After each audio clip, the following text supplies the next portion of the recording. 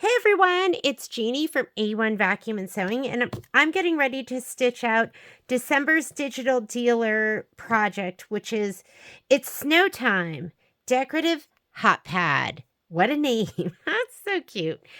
Okay, so here's the project. If you get your kit from our store, this is what it's going to look like. And what it's going to have in here is we're cutting it big for you because that's what we asked and you spoke. And so what you're going to get is your kit is going to be cut for the 8x8 hoop. Doesn't mean you can't do the 6x10 or the 5x7 or multiples of these because we're cutting the large sizes. So it calls for 1 fat quarter. And all you need is a 9x9 piece. So you're going to have a lot of extra. And then we cut the fat 16ths instead of the 5/2 by 6 inch. The fat 6, the fat quarter, the fabric scrap, the 1/8 yard. And then there is project batting. There's only, I think we only put enough batting for one project, so you'll have to provide the rest of your batting. And fusible backing, we cut your piece. You're going to have to cut it down, but we cut your piece for one. And you have stabilizer that should fit in your 8x8, a 6x10, or an 8x12. So you have lots of different options with this. And for your ribbon, we cut you enough for 2. So some of the stuff like the batting, shape flex, stabilizer, that's enough so you'll be able to do the one project. And then the fabric and all that stuff, you'll have enough for multiples. And I think the fabric kit is, I forget. I think it's like $17.99 or something like that. So you get a lot in there and you'll be able to make multiples. And if you don't have enough of something, you can always sub if you need like a little bit of something. But the main stuff, you'll have all of those goodies. So there is some prep work involved. So let's go ahead and we will prep our fabrics. As far as threads, I'll put together a thread kit for you. I'm going to be using white. I'm going to be using Hawaiian blue. I know that doesn't sound very Christmassy, but that's going to be for the little pom-pom on the top of his hat. This one just looked like the brightest and the best. So Hawaiian blue. For our navy, we're going to be using denim. For our gray, we're going to be using coin. For our orange, we're going to be using marmalade, and then any black you might have. So these probably won't be in the kit, the white and the black, but I will kit these 4 colors for you. And let's go ahead and get started. I'm going to heat up my iron and let me grab some rulers. We're going to be cutting some fabric.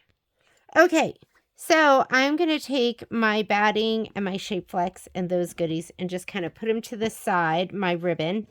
And these fabrics, I'll just give them a quick little press. I'm not even going to best press. I'm just going to give them a little quickie do.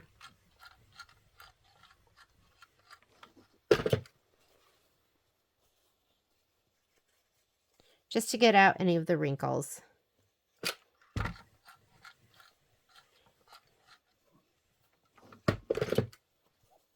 This is the nose. Now it does tell you to cut your nose 3 by 3.5, but when you go to use this, just leave it in one piece and lay it down and use a little bit at a time. You'll have plenty to do several. And then you're going to have, this is going to be your background, and I think this is the back fabric.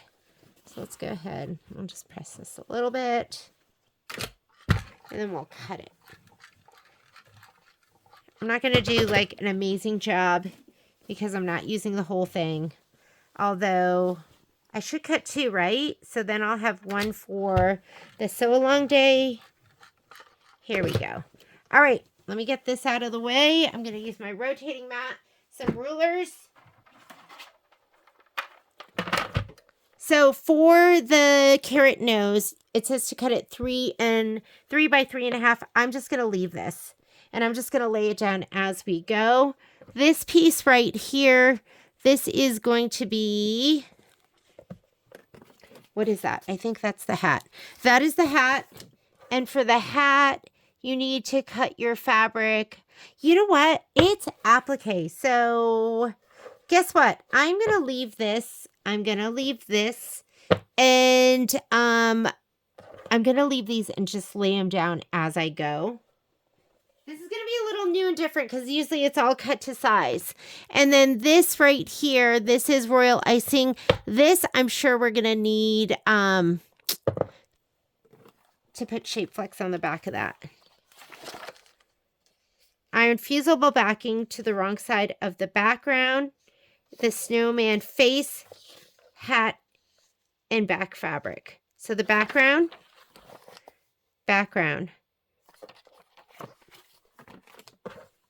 This is my background fabric. So I'm going to cut this. I need 2 pieces that are 9 by 9. So I'm going to fold this over. It should be 18 inches, half a yard, 18 inches. And I'm going to cut 2 at a time. So I will have one for now and one for the class. And look, you still have so much, so you can use this for, you can use it to make 4 of these. Sometimes when I don't feel like measuring, I just cut a little sliver off the edge. And I'm okay that this is going to be just shy of 9 inches because, you know, there's always too much fabric. Just squaring it off. All right, so I have 2 9-inch pieces. One for now, one for later. I'm going to put one over here to the side. This we're going to put shape flex on, so I'm going to put it right over here. So we need the background, the snowman face. The snowman face is that one of the things I'm assuming we have to put? Snowman face. And the snowman face is, for my size, if you're doing a different size, you're going to have to look at the instructions. 5.5 by 6. And I'm going to cut 2. You will have plenty of fabric. Let's see. Can we do 5.5 by 6 this way? No. We'll do it this way. Maybe we'll cut one at a time and see where we can fit it. 5.5 by 6. There's my 5.5 by 6. And this should be about 11 inches, so that should be my 5.5.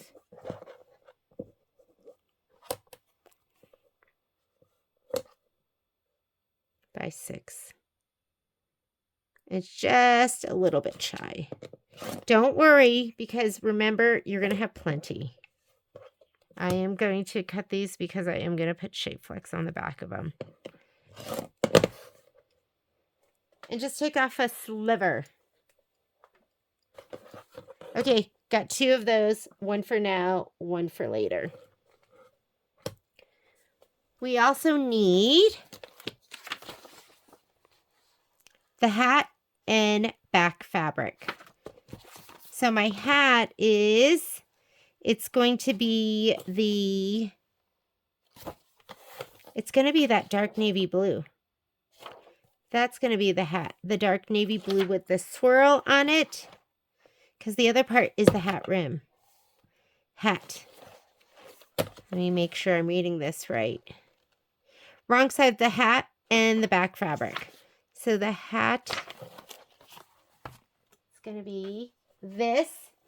So I guess I do have to cut it now so we can shape flex it. So the hat, we're going to need 5.5 by 5.5.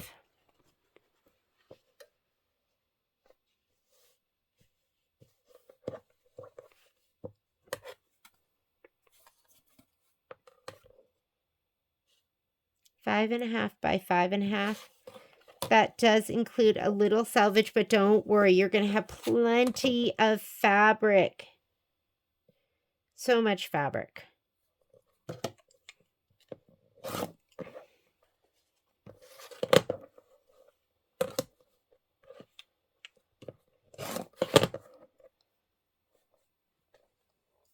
Here's my 5.5 by 5.5, and don't worry about that. That's going to be totally fine. I'll actually use it right now. I'm going to put the other piece with my other stuff. And then we need the back fabric.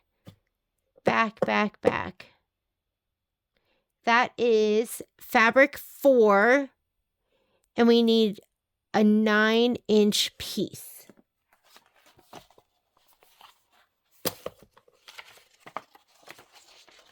And that's going to be this guy right here.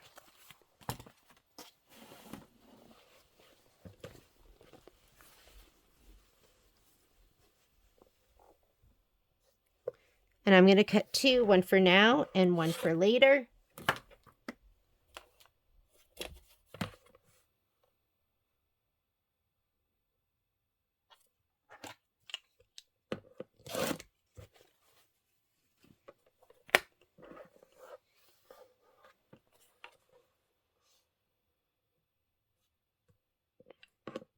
Sliver off the edge.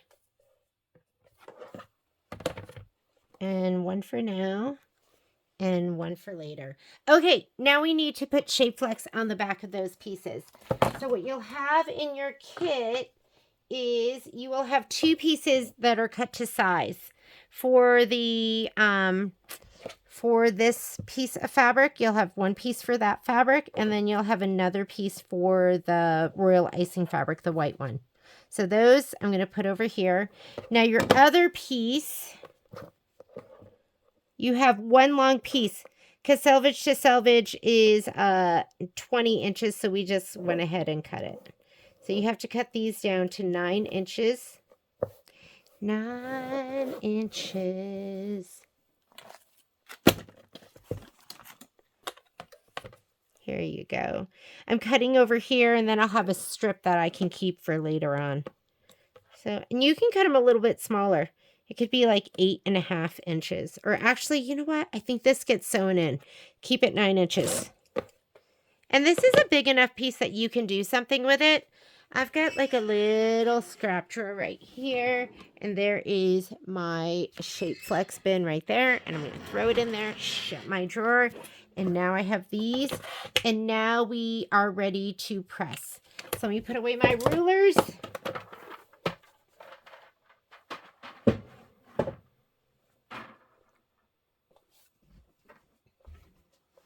Gonna get my mats. I use 2. The reason I use 2 of these is because I iron on top of my cutting mat. And I don't know if you've ironed on a mat on top of cutting mat, but you can warp it. So the second one kind of protects. And let me grab my pieces. So we are gonna put shape flex on the back of this. I'm not worried about the little selvage dots. It's gonna be fine. Okay, time and moisture. So if you have a spray bottle, you could give it a little shot of spray too. I don't know where mine is right now. Oh, I see it. Hang on. Let me grab it. So my Iron Maiden bottle has a Best Press in it. And my Color Therapy bottle has water.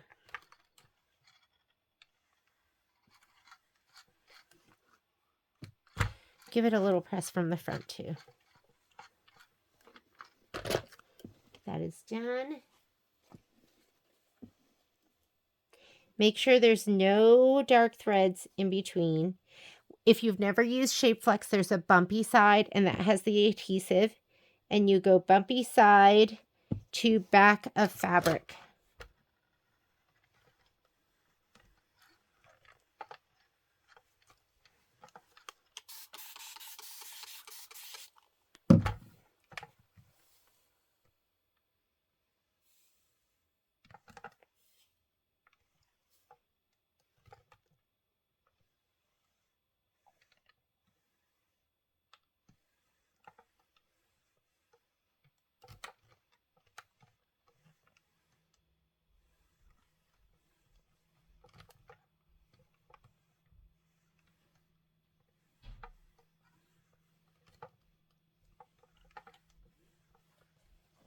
Okay, I'm going to go from the front side too.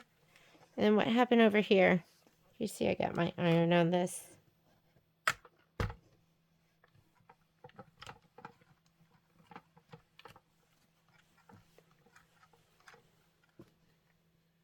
I see an open lump there.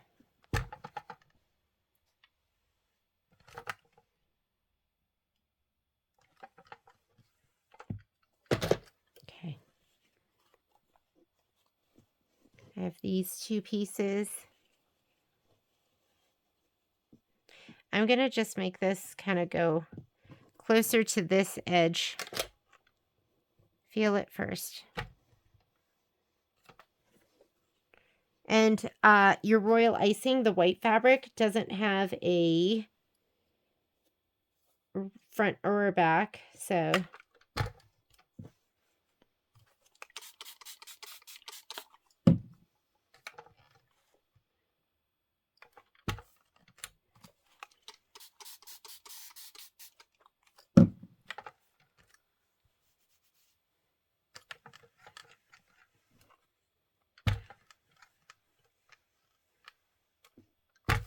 sometimes, like the fabric, I mean, when we cut our fat quarters, they're 9" by 11". But depending on the fabric, it's not always 44 inches, or that 44 inches might include the selvage. So we cut it how we can. All right, these are prepped and ready to go. We have a little bit more prep work to go. There's my front. Be careful when you're looking at this that you're using the front side. I'm going to put these to the side with the fabric from my nose. And let's prep the binding.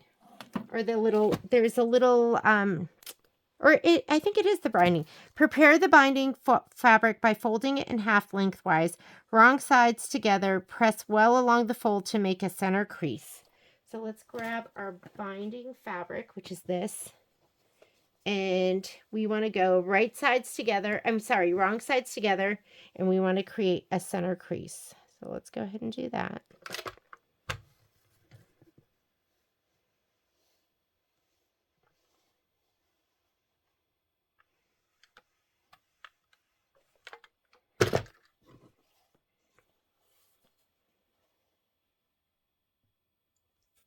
Oop.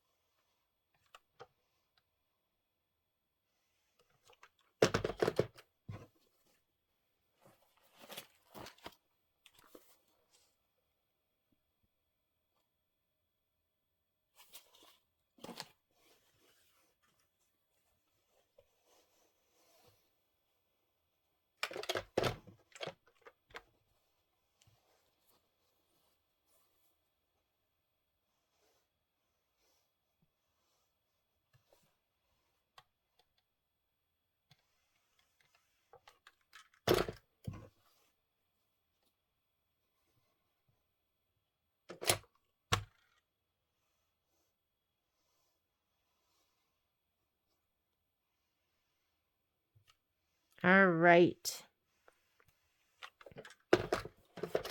Then it says, open both binding ends and place them right sides together, creating an L shape as shown. Be sure not to twist the binding fabric. And this piece is supposed to be 2.5 inches by 34 inches.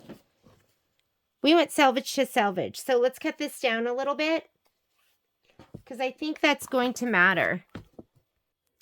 All right, so I'm going to cut mine down to 34.5 inches. So that's kind of convenient because my sewing table here is 36, right? And this is, my table's well, my angle, I don't know, can I get you in here so you can see the whole angle? I'm going to cut off this end, just so this selvage end is nice and clean. Also, when you do this, make sure that you line up with your fold. So I'm going to choose one of the lines on my ruler, line up with the fold so everything is square. I'm going to cut this end off. Okay, now I'm going to go ahead and lay this down from my left end, which I know you can't totally see right now. And take your time, be precise. This will save you in the long run. And we are going to cut it right at 34.5 inches.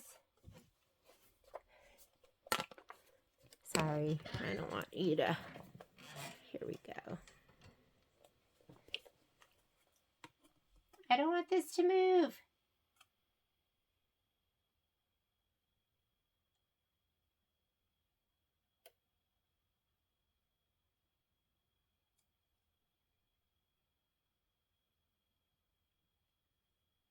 Okay, there we go. 34.5. Before you cut, look at it twice. There we go. You don't get a second chance with that. All right, instructions in our book. What it wants you to do next is it wants you to take your binding strip, open both ends, and place them right sides together. So you're going to have this one right side up. Make sure this doesn't twist. Open it up, and then you're going to take this end and lay it right side down, just like that. So if you were to look at it, it's kind of like a little heart, but it should look like this, okay? So I folded this over like this, and we're going to lay it down. They want you to take a ruler, use a marking tool. You could use the guideline marker on your sewing machine if you want. And I am going to go ahead and I will pin this so it doesn't move. Just like this. The pins I prefer, I rarely pin, but when I pin, I use, I don't even know which one I keep my pins in because that's how not often I pin. But my favorite pins are my magic ones. Hang on a second. Let me just find these. Here they are. And they were worth searching for. I love this pin container because you can take it with you and there's a lid that goes on it. And there's a little scoopy scoop in here so you can reach your finger in and grab your pins. What I love about these pins, well, there's so many things I love. But depending on the thickness, because you can get regular, fine, extra fine. So the patchwork pins are my favorite. They're a little bit shorter. They're not the long pins that you would use for quilting. And you can sew over them. And I don't do that with like my flower head pins or like these. I don't know if you can see the difference between how thick those are and how thick these are. And they're easy on the finger too. Do you see the difference? So they're much easier to push into your fabric as well. So, when I'm quilting, I'll use the flower head pins. If I'm attaching my quilt to my leader cloth or something like that, then I'm going to go for these big bad boys. But other than that, I love my patchwork extra fine pins. Okay. Now they want you to just draw a line. So you want to get a marking tool that you can see. And I have a bunch of friction pins here. And actually on this, it doesn't really matter because it's going to be the back of the fabric. But we'll use this. And let me grab a little ruler. This isn't really a little ruler, but where's my fabric? Right there. There he is. There's a little dot there, so I know where it is. Right there. And here, and where's that little dot?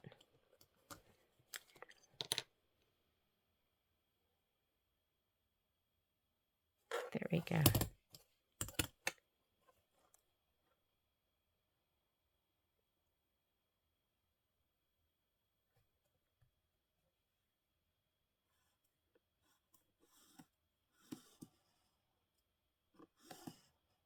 Okay. Friction pens, this will disappear with heat. I mean, they're the coolest invention in the entire world. I'll show you. Here. Gone. Did you see that? Disappears. I won't do the whole thing because I need that line. Or else you can, like I said, turn on your guideline marker. I'm going to go ahead and convert my sewing machine to sewing. We just did this step using a ruler and a water-soluble, heat-sensitive pen. Draw a diagonal line between the corners as shown to mark your sewing line. So we just did that. Using a sewing machine, we're going to sew along that line. Then we're going to trim it 1/4 inch, press it open. So let's go to the sewing machine. We will convert it into sewing. I'm going to just go ahead and hit that. On my machine, I just go home and I'm going to touch sewing. I love this because it will just move the embroidery arm over to the side. We can now sew, and it's kind of like just having an extension table, which is nice. I'm going to use my regular sole. I mean, we could either go with the open toe so you can really see, or we could go with just the regular sole that comes with it. This is with my dual feed. I'm going to go ahead, put my foot up. I could not live without this screwdriver. So it should never be loose enough for you to undo by hand. So we're going to put the walking foot on. This just goes right over the screw and then it plugs in. Really easy to attach. I know some of you have this and you've never used it. Please use it. You'll love it. And then you do have to have this at a little bit of an angle and you just turn it. I mean, did you see that? I probably turned it like that. That much. Plug it in or else it doesn't work and you'll think this is the worst walking foot in the entire world. And then it's so easy to just take your feet and you can just push them on. And we're done. I have a taffy in top and I also have just my white bobbin in the bottom. I'm just going to leave it. When I piece, I like to piece stitch 103 and I like to piece at 2.0, but I really like 1.8. That way it doesn't come apart on the ends. And I do like to start where well, that's your auto lift. And we're just doing one, but if I'm chain piecing, I'll turn on the auto lift. I start with my needle down. Let me grab my fabric and we are just going to sew across. Now you can also turn on your projector or your guideline marker if you have that on your machine.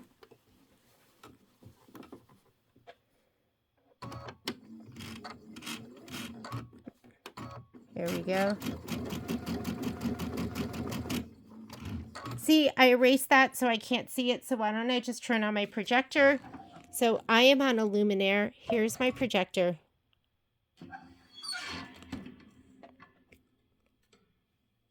Okay, there we go.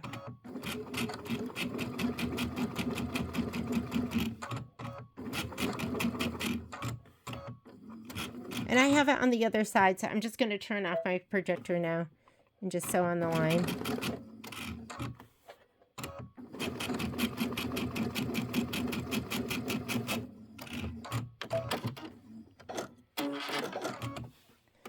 And since I sewed so tight, it won't just unravel on the ends. All right, so you have your nice mitered, join right there. I'm going to go ahead and we're going to be ready. I think we're ready to embroider. So let me go ahead. I'm going to take off this foot while I'm at it. I'm going to put my embroidery foot back on. Again, this should not be loose enough for you to undo by hand. You should always have to use a screwdriver. And this screwdriver is so great because it fits over the screw. It's not going to fall off. You don't have to be worried about that. And there, just loosen it so you can undo it by hand.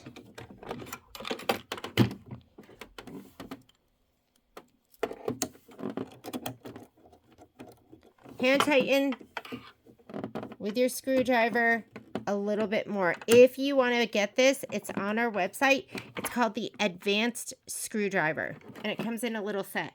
It's the advanced screwdriver that you want.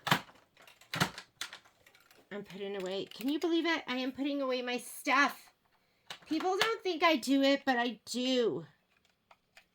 I actually love putting away my stuff. I just forget sometimes. Okay.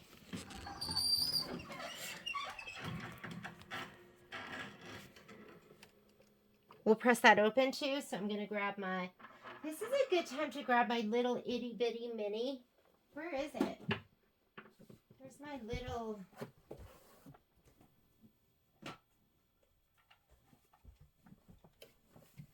I just love this one too. This is my Sue Daily one. We are going to cut this 1/4 of an inch.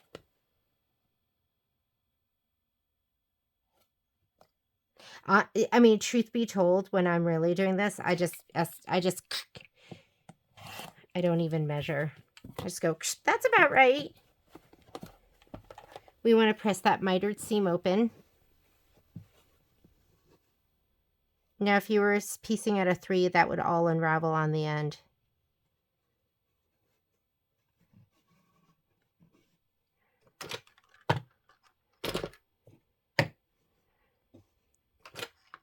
I have all this plastic stuff here. I'm scared it's going to melt. Like my friction pen, my pins. I can't believe I couldn't find they were in the strangest place too.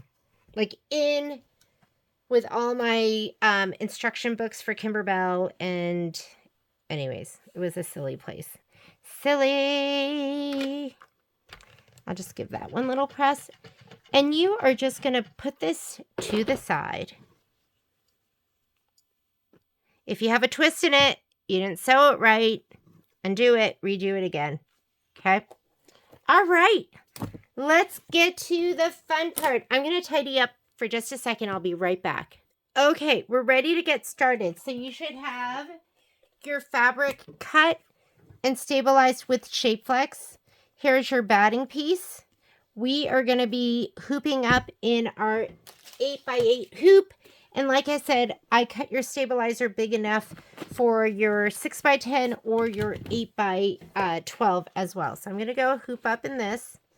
And you have stabilizer left at the bottom if you're doing this one. So you can always do your thing and then keep this. And it probably is enough for like hooping in a 5x7 or something. Don't waste it. But if you like to, do what you want. I just can't. I can't. Here we go. And I'm going to hand tighten this. And guess what? That screwdriver, the one that we used on the screw on the machine, you can also use it here on this. So go ahead. I always say my process is hand tighten, pull out the wrinkles, which means take your stabilizer, pull inward. Don't pull up. It'll just make it pop out. Grab your hoop tightener, your screwdriver, just another turn, and you're done. Don't over tighten it. You can break this stuff. But just tight enough where you can't undo it by hand. Okay, I'm going to slide this onto my machine. I want to show you something because people talk about this. I'm going to put this over here. People say some of my hoops are really tight and hard to get on. They are. Like if you have a Luminaire Solaris, the 8x8, the 8x12, they're super hard to get on. I don't know why. But when you slide them on, hold this part and push it on here and then pull this down, okay? What you don't want to do is you don't want to just push, because you can push this out of alignment. Hold it here and you can just push it on like that. Now, the other thing that I did with mine is you'll get like a little dark mark right here. I did take, should I share this with you? A little sandpaper, and I just, not a lot, and I think it slides on a little bit better now. You don't want to get crazy with that. There we go. All right, let's load our design. I probably shouldn't have told you that, but here we go. To my pocket. And I am looking for, there he is. I'm doing the 8x8. If you don't have a hoop that big, don't worry about it. Just choose a different size. Go ahead and set it. I also have the outline of a 5x7 hoop. So I'm going to go here to my settings. And I'm going to choose my 8x8. There we go. If you don't have an 8x8 and you need one, call our store. I'll give you a great deal on one. Say okay. And then we're not changing anything. I'm going to just touch embroidery. This is the screen from which we stitch out. 28 minutes, and there's a lot of stuff going on. So let's go ahead and get started. First step is going to be for the placement line for the batting. So let me grab our instructions. Stitch the batting placement line. And the color you use doesn't make a difference.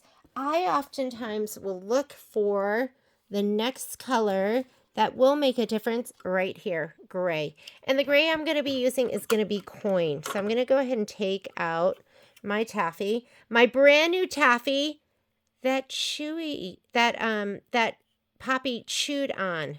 So mad. Like this is, anyways. Okay, no use crying over spilt milk. And look, it still closes, so it's fine. Here's my coin. So the thread kit that I'm going to put together will have coin, Hawaiian blue, marmalade, and denim. Did that go in there? Hang on a second. You always want to make sure it goes in your take-up lever. If you ever miss your take-up lever, that's when it starts looping underneath the bottom of your fabric, making a horrible noise. Just rethread. That's okay. It's not a big deal. Nothing to stress out about. I'm going to give my batting a little shot of spray.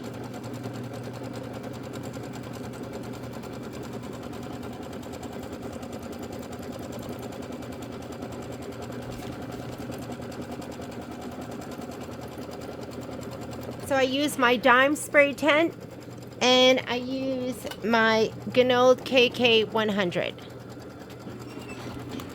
And don't go crazy.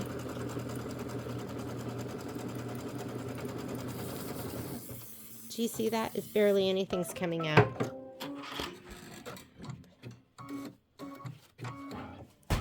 You're going to take this, lay it down around it, smooth it. Did I spray the wrong side? Nope, I sprayed the right side. Then we're going to do the tack down.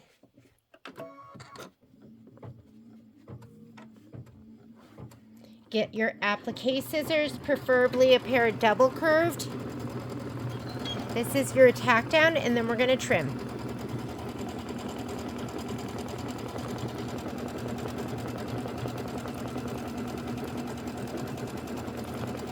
So right now we're doing the batting tack down line. Then we're going to trim the batting close to the stitch line.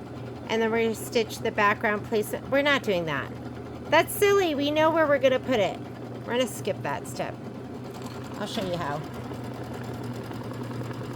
I wanted to do it, but I just can't. I don't like wasting time. And that's a waste of time. Should I have said that too? Oh my goodness. Is this called Stitch With Me? Speak my mind, stitch with me.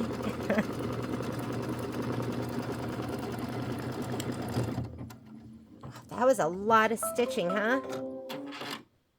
Okay, you want to use a pair of double curved scissors, and these are the Formore 6-inch.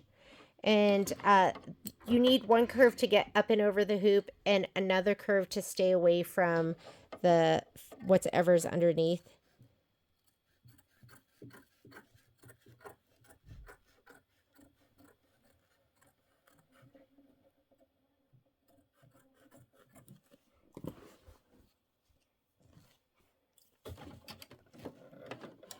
And pull that back a little bit.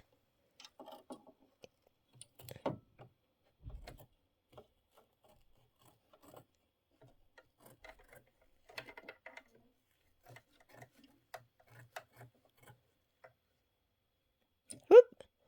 My little tassel got caught. I was like, why can't I cut?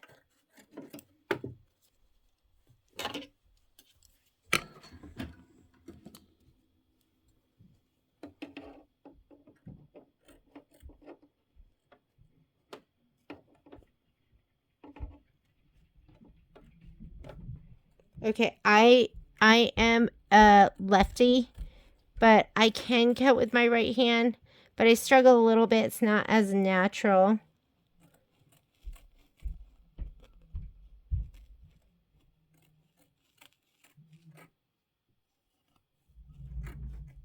And I cut with my right hand sometimes because I can get like a good angle when I'm filming. And also I don't have to slide the hoop off a lot of times.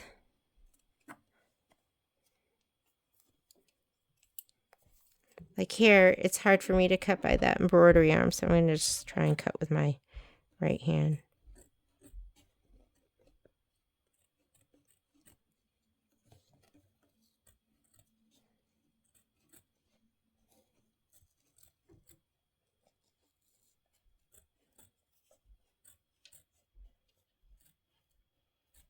Okay, there we go. Trimmed. Looking good. So the next step is stitch the background placement line. Come on, do we need to do that? It's just like, it's going to do a line of stitching around here. So we're going to skip this step, and then we're going to do this. We're going to place our background fabric. So let me grab my background fabric, and that is going to be this one, the one that's like kind of the creamy gray. I'm going to give it a little shot of spray. You guys know the drill now, so you don't have to see me do it. I'm using my spray tent and my Ganol KK100. I'm barely spraying anything out of there. And I'm going to take this and I'm going to lay it down and I'm going to center it. I don't know why this looks more. Center it to my fabric. And you can feel underneath. I've got probably about 1/2 inch all the way around.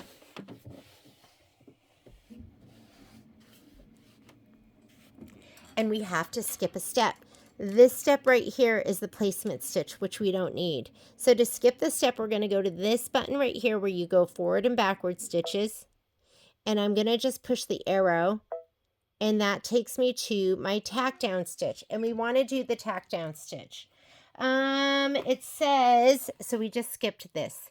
The placement stitch, we laid our fabric down, and now we're ready to do this. You should see an orange stitch out on your screen, and if you see that, that's the tack down.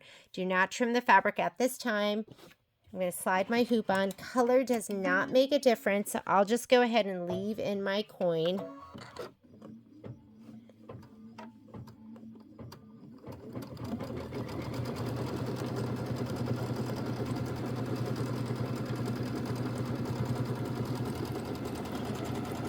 I just like to smooth my fabric just to make sure it doesn't get pushed or pulled. I call this tickling. Tickle your fabric.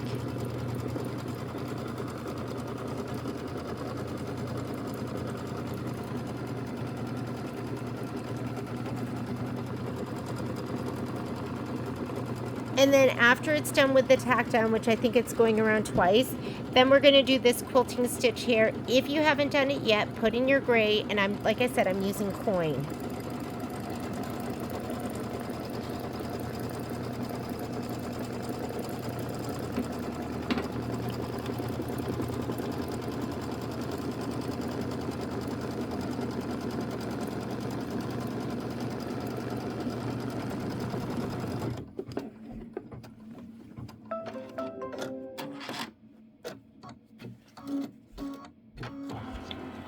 Go ahead and just hit start. Put in your gray thread, light gray, whatever light gray you want to use.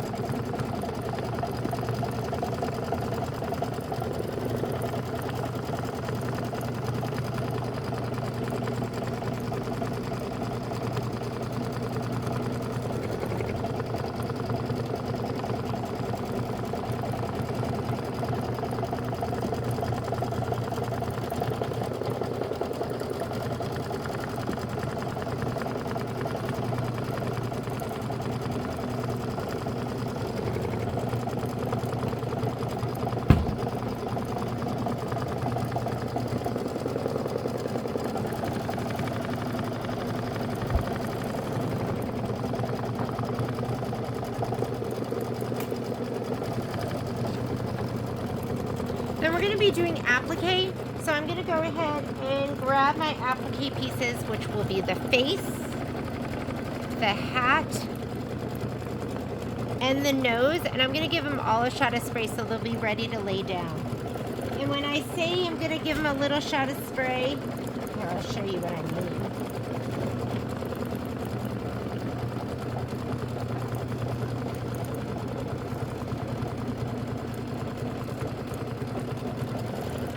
Here's my spray tint. I'm only going to spray a little bit of the nose here because I don't need that whole thing. But I'll give that. I think it's good. Ooh, make sure you're putting it down on the right side of this, which I was doing the wrong side. Good thing I checked. Make sure you're just spraying the side that has the shape flex and a little bit of that nose. There we go. Now it's ready to lay down.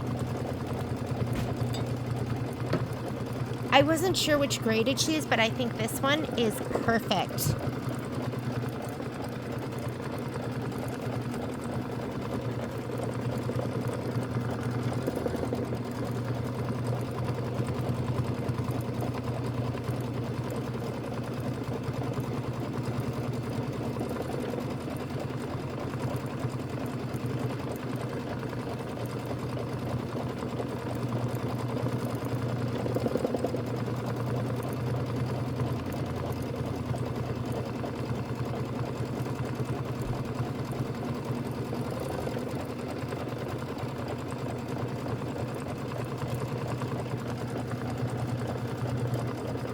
We're 7 minutes into our 28-minute stitch out.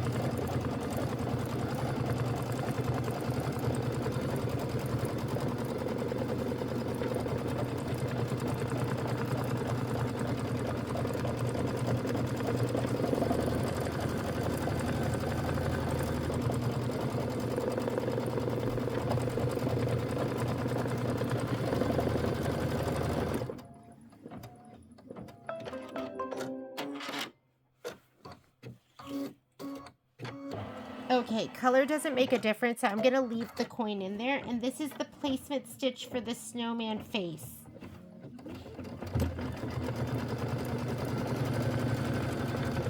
And you want to grab your white fabric.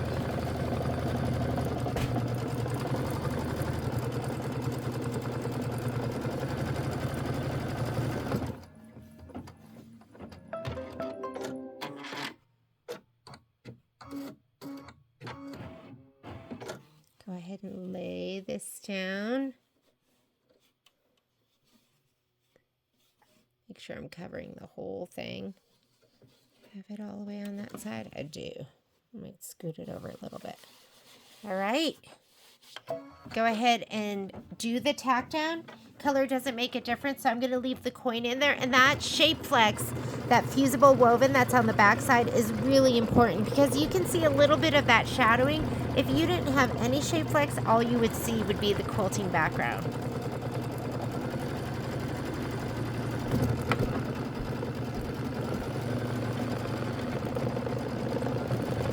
There's going to be a thick satin stitch that goes over this, so don't worry about the gray.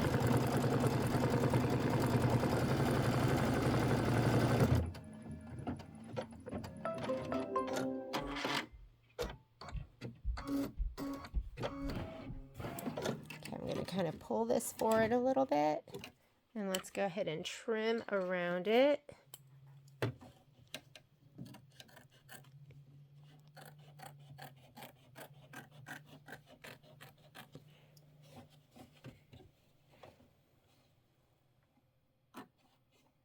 This is when you learn how much you can bend your arm. You're like, oh, I didn't know I could twist my arm around 180.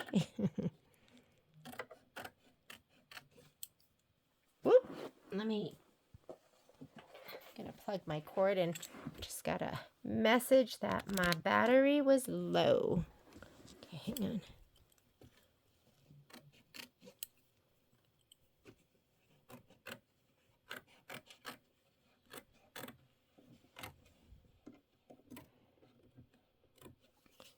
All right. And now it wants you to, oh, and it did say be careful not to cut the quilting stitches. Having that double curve and that the scissor kind of curve up from the edge, we didn't really need to even worry about that. But if you have flat ones that are catching those, you definitely want to watch that. Stitch the snowman face satin outline. And the dot, square with a dot is white. So I'm just going to put in my glide white thread. I'm going to take out my gray. This is how I take out my thread. I'm going to just unthread it to here, and then it just comes right out. Make sure your foot's not down. Make sure your foot's up, or there's a tension disc that's closed right there, and it's going to hold on to your thread and not want to let it go. All right. Let me thread her up. I like to show that every once in a while. I can't tell you how many people have been like, I didn't know I could do that. And honestly, I don't think I've ever been to a training where they were like, go ahead and just unthread it. Usually they want you to cut it up at the thread and then pull it at the needle. But, okay. Truth be told, I can never find my scissors. I can never find my stuff. So anytime I can just do stuff without having to find stuff, like, you know, just unthreading makes my life so much easier. This is 3 minutes of stitching, so stitch away. Next thing we're going to do is we're going to do the placement for the hat.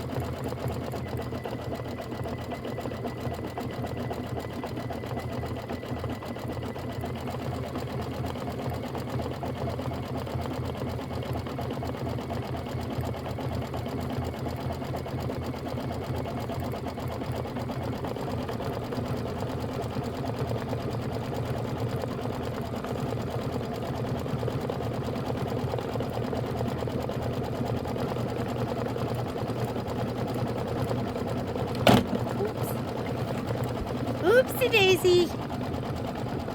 Oh my God, it looks so good.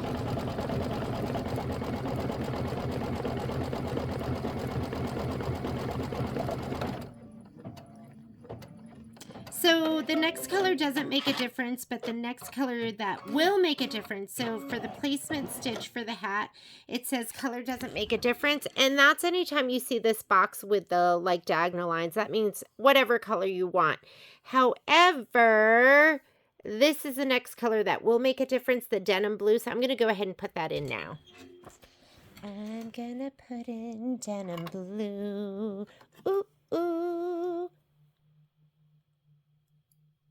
Blue for you. Okay, I got the music in me, so sometimes it needs to come out, and so I sing. And my songs aren't very good. I want to be Taylor Swift. Okay, can I tell you, I love that girl, because I know you're not all Swifties, and she's so clever, and I love her music. So Violet's been a little Swiftie since she was, I mean, that was her first concert. And she really didn't even know Taylor Swift's music. Sage had tickets and invited us, and we went, and it was so awesome.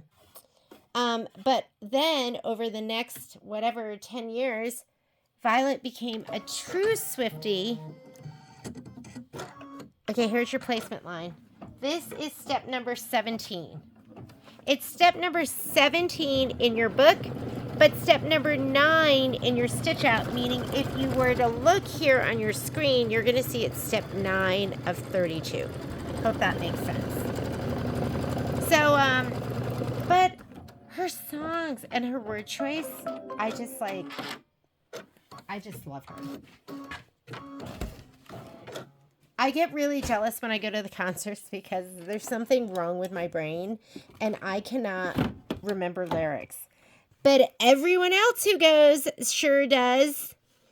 So, like, I have to just kind of pretend I'm singing. Okay. I've got to be careful with this because, remember, I'm going to go this way. Because, I've got that selvage there. Some of you might have selvage too, so just be careful laying it down. And again, I'm holding this because it's a little bit tight getting it on. Now we're doing our tack down. So, I do my best. But then you have people like Violet. Violet knows every single word. And I'm sure a lot of you are those people that you know every single word too. Not me.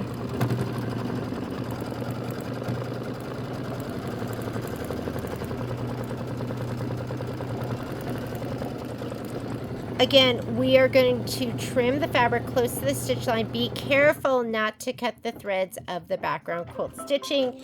But if you're using these double curved scissors, that's probably not going to happen. I could probably fit, I wonder if I could fit the other one on the other side. I don't know, so I'm not going to try.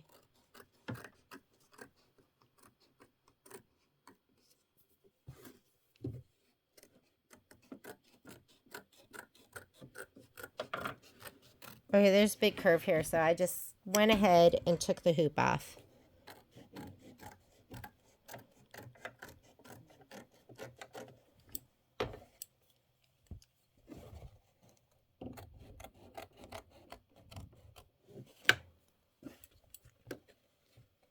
I find it helpful to kind of hold the fabric up. There we go, looking good. Yes, I did just throw that piece of fabric away. Enough is enough with the hoarding, Jeannie. Throw it away.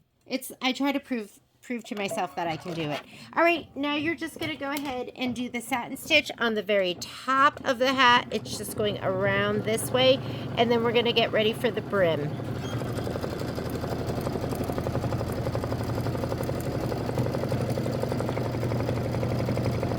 Oh, I didn't even cut my brim fabric. What is wrong with me? I'm going to go cut it right now. Oh, did I cut it? No, I didn't cut the brim. 5.5 by 5.5. Hopefully I can get that done before you guys are done. 5.5 by 5.5. Two, please.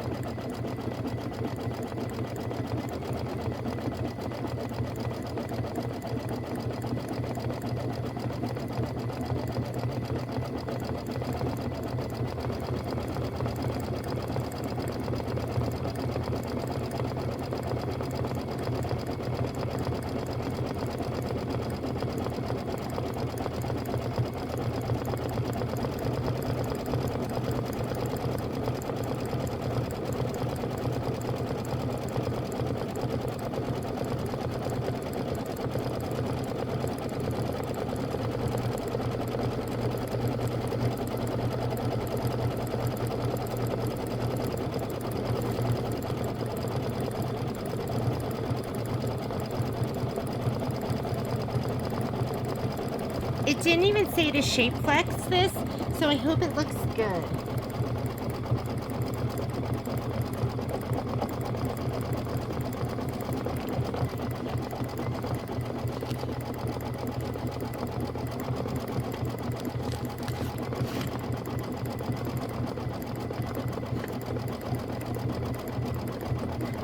So I cut two, one for now and one for later. I'm going to give mine a little shot of spray so it's ready to go.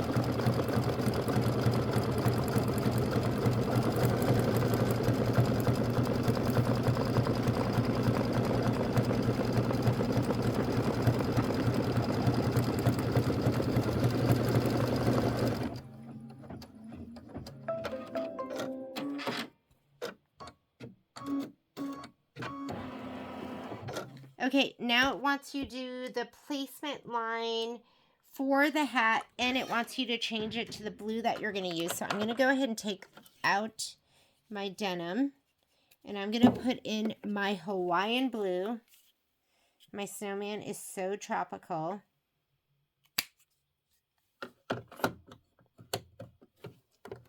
Here we go. Here we go. All right, if I were to give you measurements for this, I would say like 6.5 inches by 3 inches. Don't you think? Or 6.5 inches by 3 inches. I think that would be a much better size than 5.5 by 5.5. But I think because they want you to lay it on the diagonal. So my thread's in. Let's go ahead and do our placement line. So stitch the hat brim placement line, and then we're going to place the hat brim fabric right side up, covering the placement line. I mean, maybe that's why, because they want it at a diagonal. That's got to be why, right? Okay, see how they're laying it down? Like they're squaring it up. Like, so it's just going to be laid down kind of like a square on top of that. And of course, we're not taping because we have spray on it. But kind of like that. And just make sure that you're covering all the spots that you need to cover. And that you have it nice and squared up. And I'm just squaring it up to the edges here so that this edge is parallel to this edge and on the top. And peek under and make sure you're covering all of that. So maybe that's why we have to do it like this. I don't know. Okay. Slide this back on. Let's go ahead and do our tack down. Mine's sprayed, so I don't need to tape. If you are not spraying, then please tape. Or you could glue stick. Some people glue stick. We are doing this step right now. Stitch the hat brim tack down line. And then we're going to trim.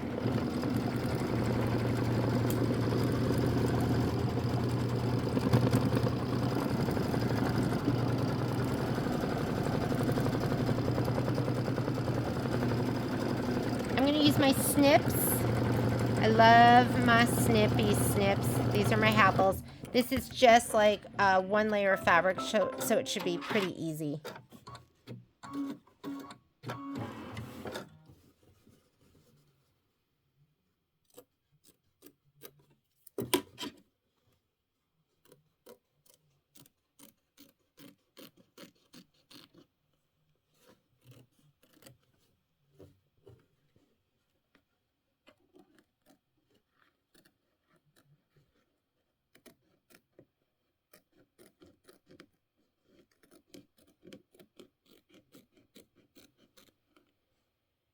Can you see that? Is it even... Sorry, was the angle so bad?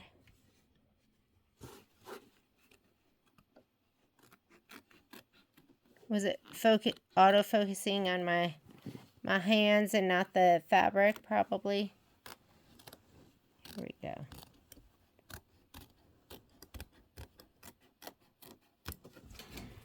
Okay.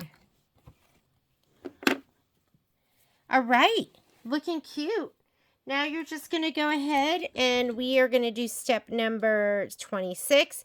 Stitch the hat brim decorative outline. You need to be really close. Like your trim should be close or else the fabric will stick out from underneath this stitch. So just make sure you're nice and close. And then guess what? It is going to be snowman nose time.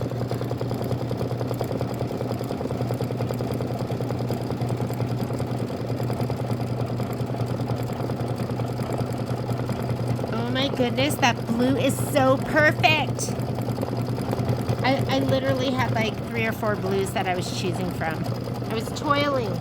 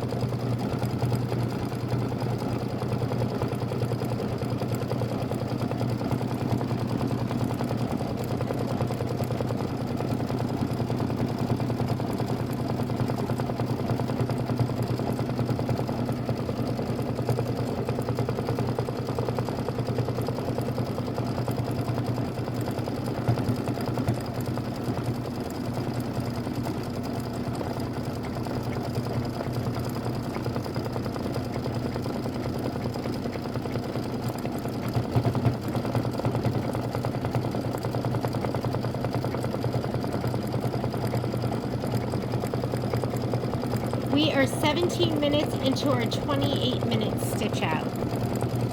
Ooh, do you see those? I have some threads up here. I'll come in with my snips and kind of clean that up a little bit. But it's a snowman, right? That just looks rustic. Okay, go ahead and change out the color. It wants you to put in your orange. I'm using Marmalade, which is such a great orange. It's kind of a deep orange without being a burnt orange. And we're going to go ahead and do the placement stitch first.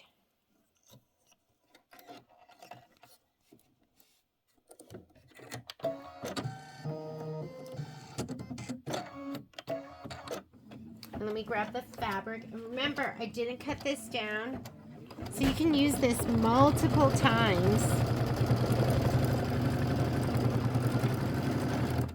Oh my goodness. You could probably do like, I don't know, 8 noses. All right, I'm going to lay it down right here and up a little bit. We're barely using any of this.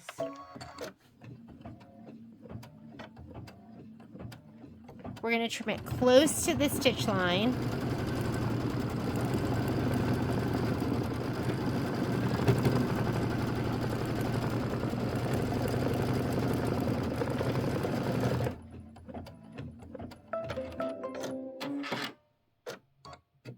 Okay, you want to get this close again because it's going to do that same decorative stitch, which you'll get the little fuzzies hanging out if you don't get really close.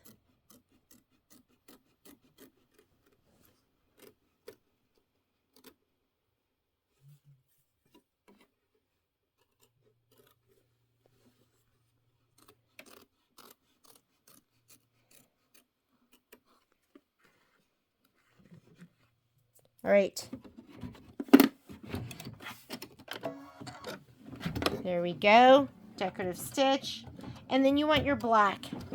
We're going to go ahead and do the eyeballs and the little coal mouth.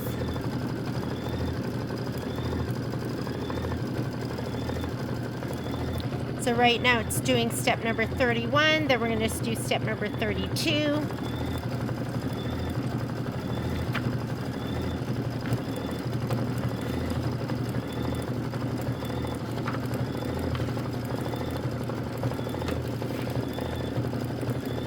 While it's doing that, let's talk about the pom-pom on the top of the hat.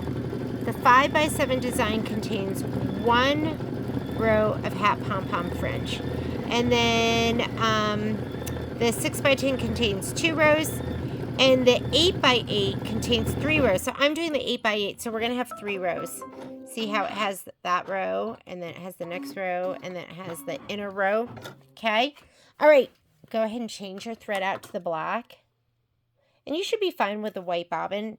If you start stitching and you're seeing white come up, stop and put a black bobbin in. But it didn't mention anything about changing the bobbin. So let's just go with it. Let's just trust that it's going to be perfect. Because I'm feeling lazy right now. Okay, hang on. I got to move this. I can't reach my thread on top of my machine. Here we go. Let's go back.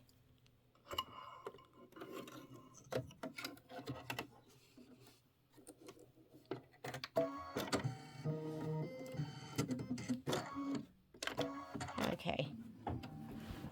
We'll just keep discussing this while it's stitching. This is 3 minutes of stitching for the eyes and the mouth. Okay, so fringe instructions for each design are listed together in these instructions. The images in these instructions show the 8x8, which is what I'm doing. If stitching the 5x7 or 6x10, the actual stitches will differ from what is shown. So, but what we're doing is the 8x8, and it's asking us to put water-soluble thread in, so make sure you have a water-soluble bobbin. That's going to make removing the fringe easier. So let me go ahead and make sure I have one of those. So I usually keep one in my bobbin boat, and on it, I can see this one is, I will write vanish. And that way I know that this is not just white thread, it's vanishing thread. How about this one? Oh yeah, look, we'll use this one because it has more on it. So I write vanish, and I usually will write it on the front. Ooh, I didn't do it on this one, but I'll use this one because it has more in it, okay? So I have 2 of them. I'm going to get my Sharpie and write it on the other side because that is too risky.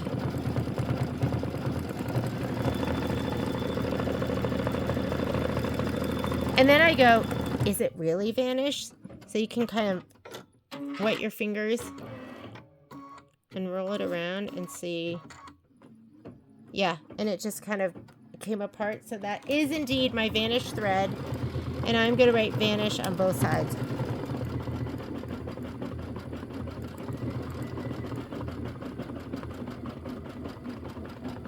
And I just write van, and that means something to me. So we're ready, and we're ready to do those. Looking cute.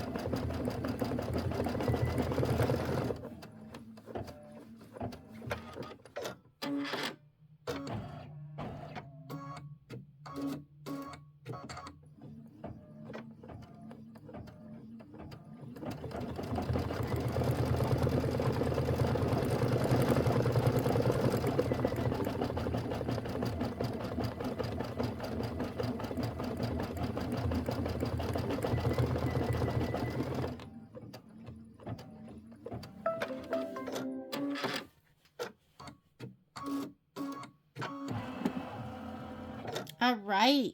Now we're going to do the fringe. So follow the instructions, and your instructions will be different if you are doing the 5x7 or 6x10. Change the bobbin to a water-soluble thread or a visible color. I used to do the visible color, but can I tell you, it is hard picking out those stitches, and the water-soluble thread makes it so easy. What you'll want to get is Vanish. Well, I mean, I don't know what else they sell, but what we use in our store is Vanish water-soluble thread. I'm going to go ahead and put that in.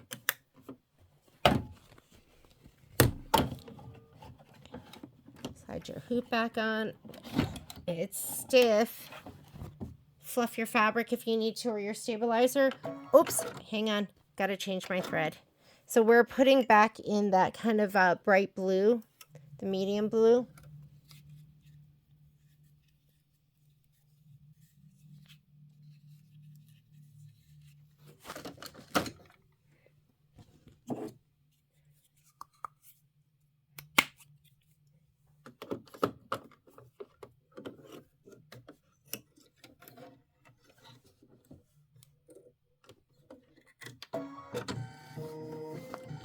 So what you're stitching first is the fringe. And then we'll stitch the fringe tack down with the regular bobbin.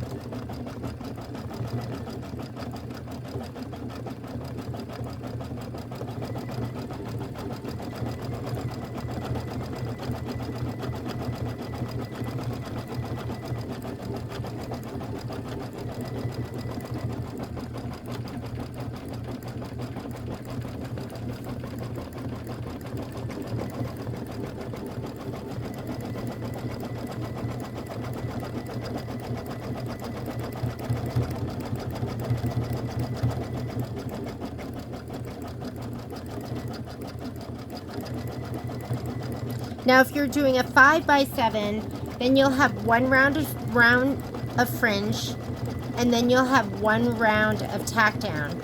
If you're doing the 6x10, you'll have 2 rounds of fringe and 2 rounds of tack down. So it goes fringe, tack down, fringe, tack down. Since we're doing the 8x8, we're gonna have fringe, tack down, fringe, tack down, fringe, tack down. So we're gonna be changing out our bobbin 6 times. This is our first time.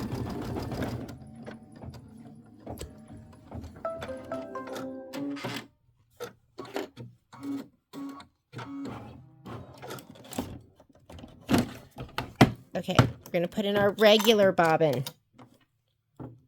Where are you, regular bobbin? Oh, I put them way up on top. Okay, so we're going to put a regular bobbin in. This is going to hold the fringe down. Oh, for a second, I thought I wasn't in my bobbin tension. That happens every once in a while.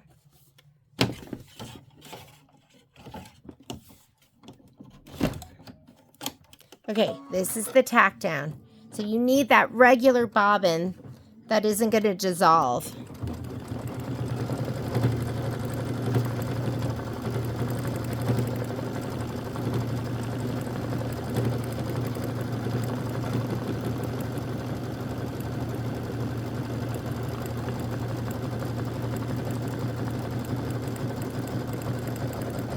I think we're going to be ready for a new bobbin soon too. Get that one out.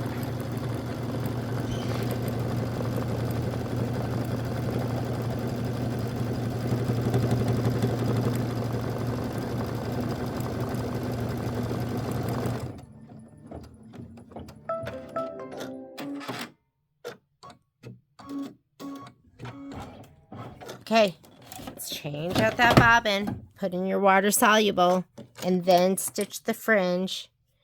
So here's your water soluble bobbin.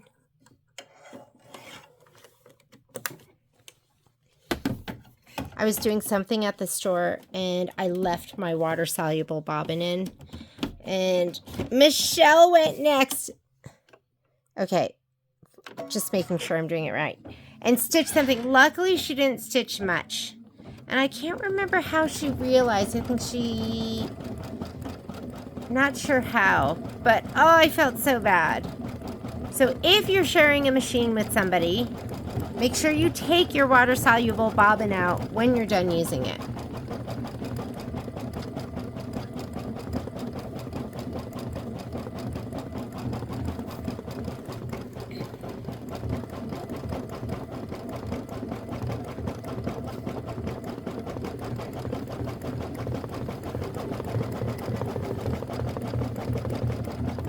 What do you think? Should I have done, part of me is thinking I should have done this instead. So I might be kidding with the azure instead. I'm thinking my blue might be a little bright.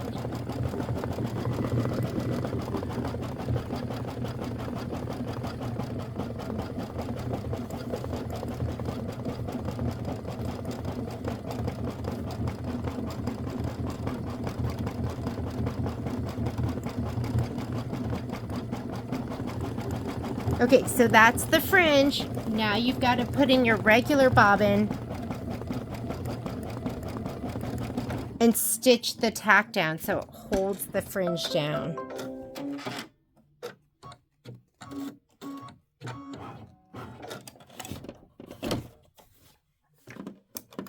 So we're going to take this out.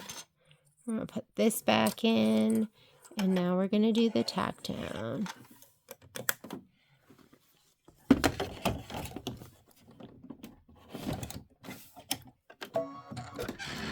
And then we have one more round of fringe. So if you are doing a 6x10 hooping, then you would be doing your second round of tack down. You'd be done.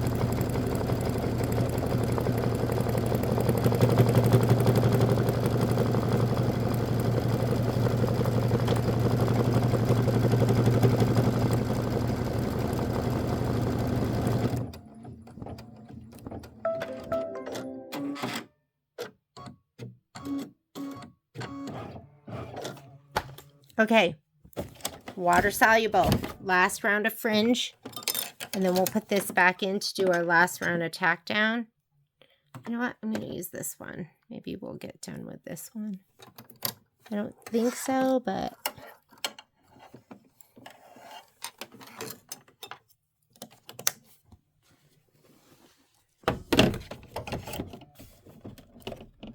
Okay, fringe. Fringe with water soluble.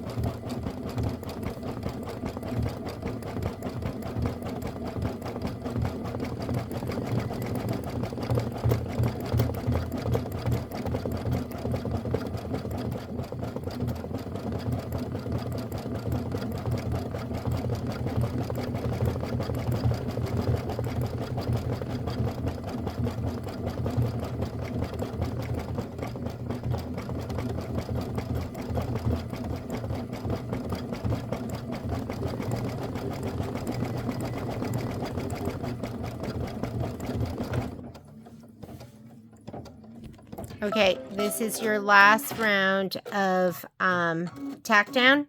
We're going to put our regular bobbin in. And I'm going to carefully put my water soluble away. There we go. We're going to put our regular bobbin, which is nearing its end, but I think I have enough to do this.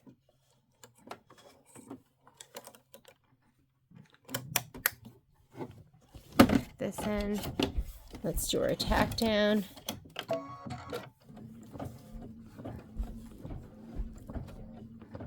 And we are in step 24.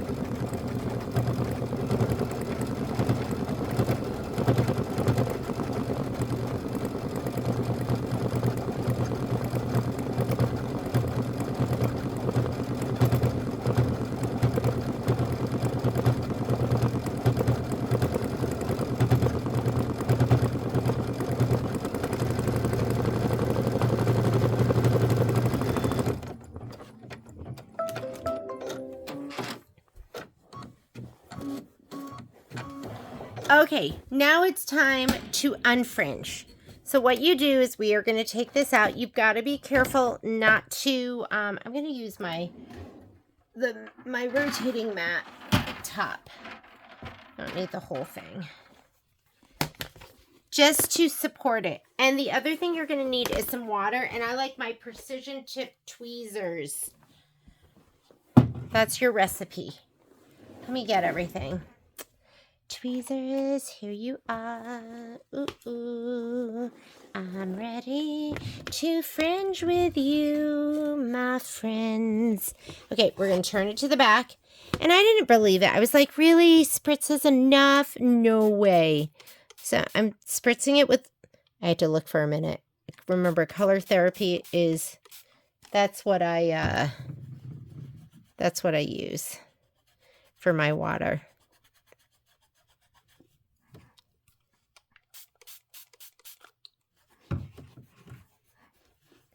And that will dissolve your thread. And you should be able to turn it to the front.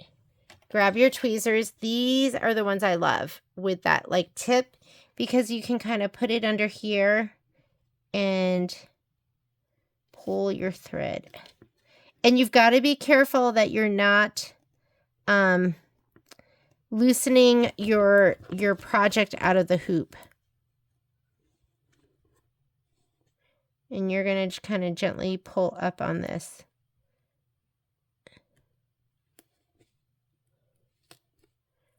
Without ripping it. They should stay looped. Let me spray it a little more.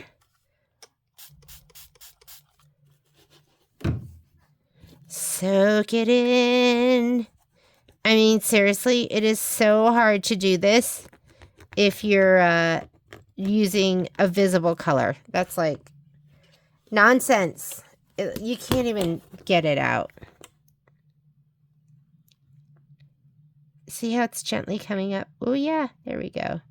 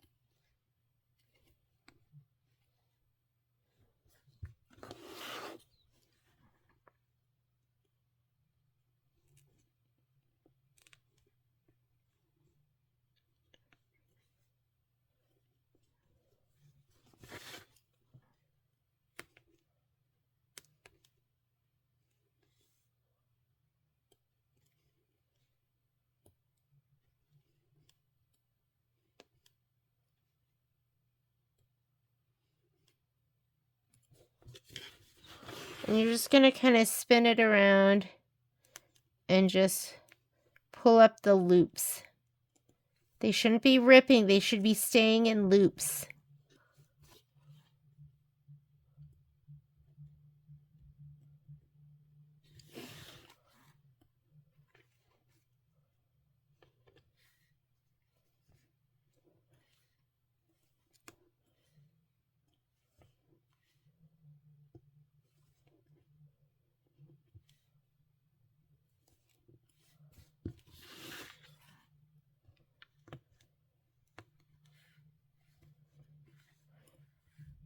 And you might need to make it a little bit wetter.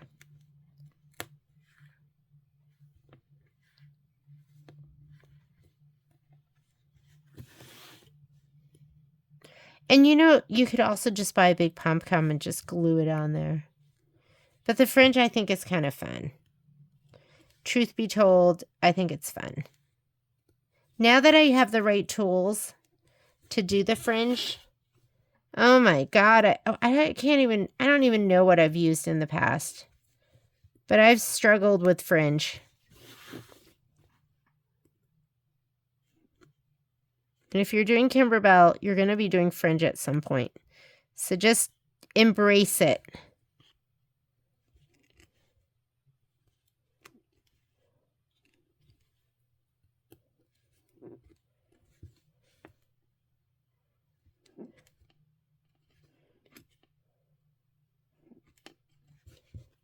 Okay, you've got layers.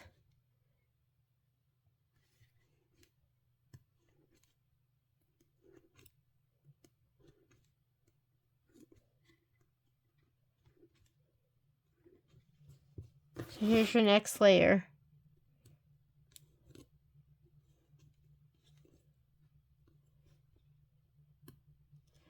And if you struggle with a thread that's not coming up, don't worry about it. Just leave it, because you're gonna, like, look how much fringe you have.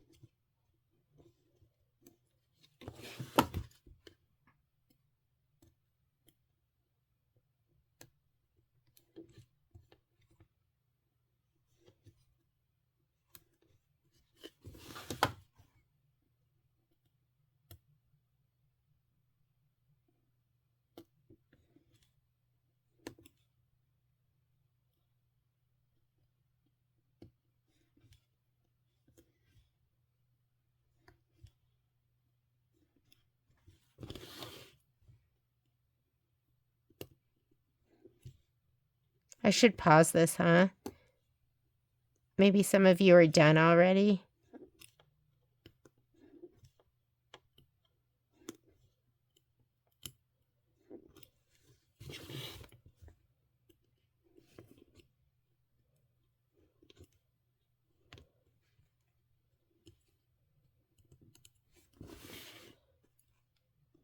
Kind of see where you have gotten it and you haven't gotten it. See this? Got that row right there that delineates it.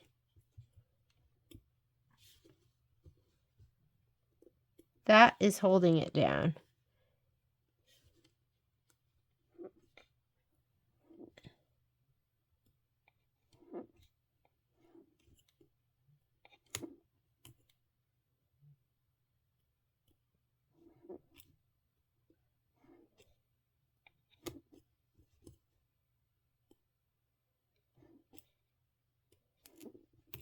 You can kind of come back around, and if you pull this back, you can kind of see the ones I haven't gotten up.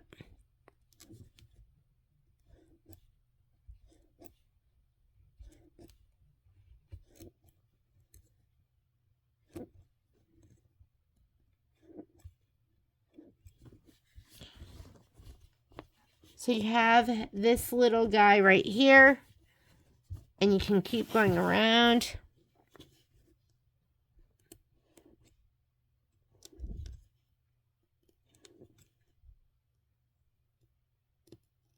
You want to be careful you're not pulling up your quilting stitches.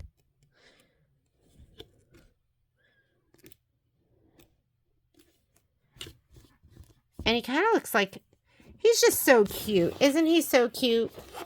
And I could wet this down a little bit more.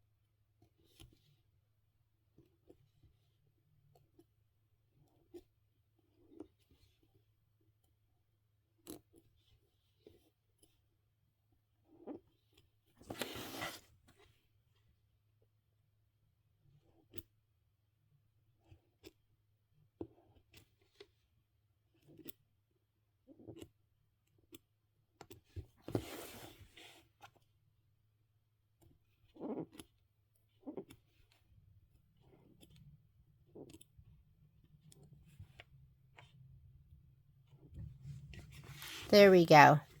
All right, that's enough fringe for me. There's a couple threads there that I didn't get, but that's okay.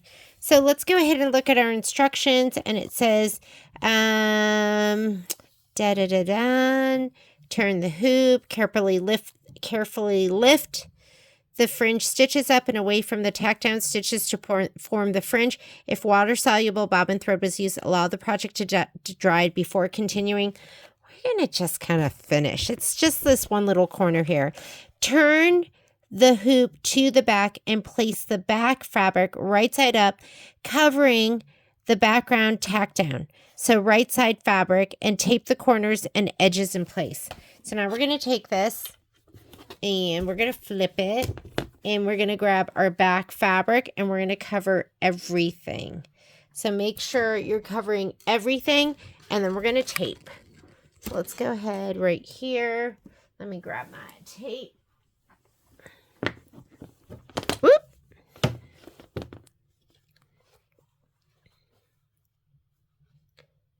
Want right side out. I use transport tape. I love it. It's the best. It just rips so easily and it holds down. And I also leave it on the edge when I'm using it. I recycle the pieces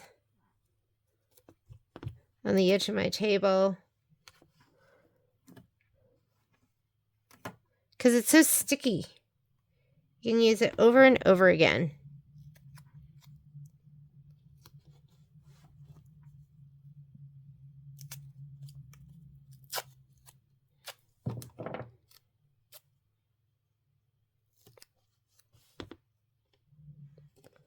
Okay, so we're taped down. Tape the corners and edges in place. Using a visible thread color, stitch the back fabric tack down binding placement line. Remove the tape from the back. So on my machine, so you have different numbers of steps that you're on. So I'm on step 25. So if you are with the, if you have a 5x7, you're going to be on step 21. If you have a 6x10 hoop, you're going to be on the blue steps. If you're doing 8x8 like me, we're going to just be following the orange. So right here, use a visible thread color. I still have the blue up there, so I'm going to leave it there. Stitch the back fabric tack down binding placement line and remove the tape from the back. So we're just going to slide it on. And here we go. We're close. So you want to make sure that you get this right. Nothing turns under. Okay, here we go. And I am going to just stitch.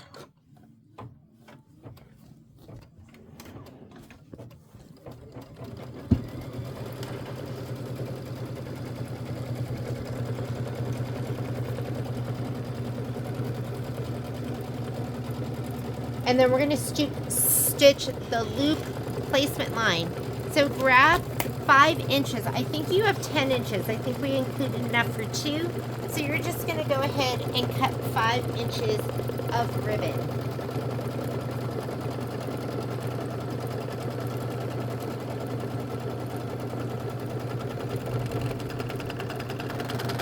Whoop. Not sure what that was. Oh, you actually have 12 inches. I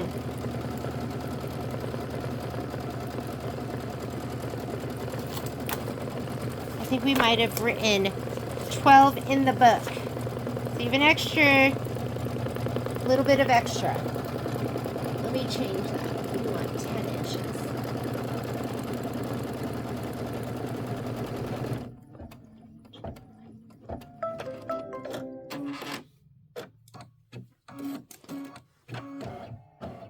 Okay, we are now on step 26, and it says stitch the loop placement line color that you can see. I'm just going to continue to use that blue.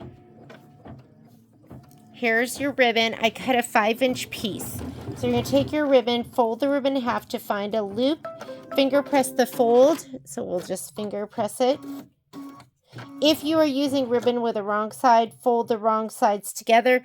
Ours is just white, is it grosgrain? Is that how you say it? So it's not going to make a difference.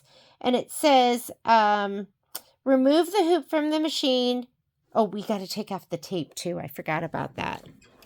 We were supposed to slide it off and take off the tape. So I'm going to slide it off right now. Let's go ahead, remove all our tape. That piece is ick. But these pieces, they'll live to see another day. Try not to loosen your project from the hoop.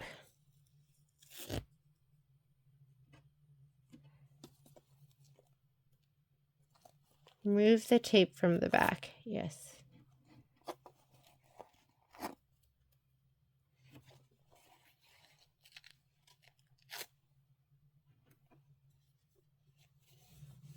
Okay.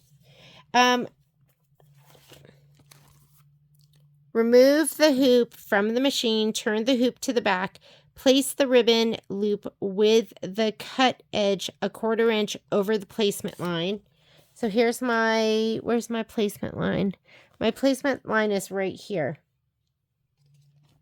So you're going to take this and put it a 1/4 inch. That's right at it. Now I'm going to push it over a 1/4 inch. That's about a 1/4 inch. And you can use the diagonal lines in your project. And we're going to tape it down. Are we taping it down? Not there. We're not taping it down there. Over the edge of the placement line and with the fold towards the center of the hop head as shown, cover the folded end of the loop with tape exactly as shown. So you're going to do it just like they're showing the picture, which is like this. See? So we're going to go ahead and we're going to put one piece of tape right here. Oh, moved. It moved. Okay, there's my end. And now I'm going to go a 1/4 inch over. Right here, 1/4 inch. One piece of tape here. Stuck to my finger, so sticky. There we go. I'm going to put another piece right here. Okay, just like that. One here, one here. Stitch the loop tack down. So we're going to go ahead and fold it back the other way. Slide the hoop on.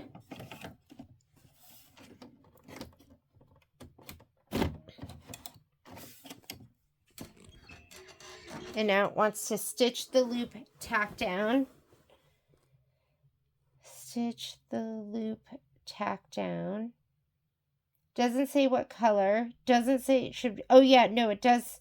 It wants you to use the blue. So right now it wants you to use the denim blue. Yes, the navy, which I've been using denim. Denim. Da-da-da-da.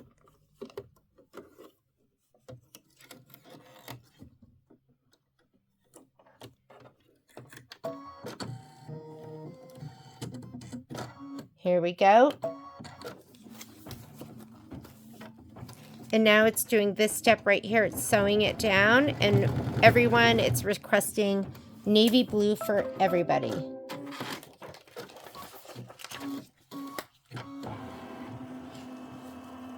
All right.